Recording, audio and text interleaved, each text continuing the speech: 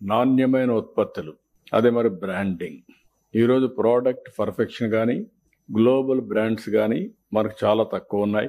ఇట్లా కాకుండా ఫ్యూచర్లో ఈరోజు మనందరం ఒకటి గుర్తుపెట్టుకోవాల్సిన అవసరం ఉంది. As on today 4th largest economy. Honourable prime minister గారి ఆధ్వర్యంలో 10th ఎకానమీ నుంచి మనం 4th లార్జెస్ట్ ఎకానమీకి వచ్చాం. అనదర్ 2 years లో మనం 3rd లార్జెస్ట్ ఎకానమీకి రీచ్ అవుతాం.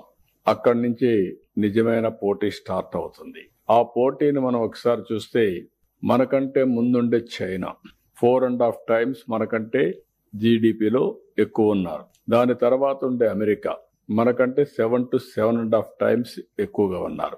కాబట్టి మనం కూడా హార్డ్ వర్క్ చేసి పోరాటం చేస్తే తప్ప, గట్టిగా ప్రయత్నం చేస్తే తప్ప ఆ స్థాయికి మనం రీచ్ కాం.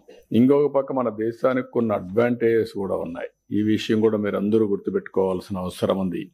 Right time economic reforms. కొంత లేట్ అయినా సరైన సమయంలో ఎకనామిక్ రిఫార్మ్స్ వచ్చాయి.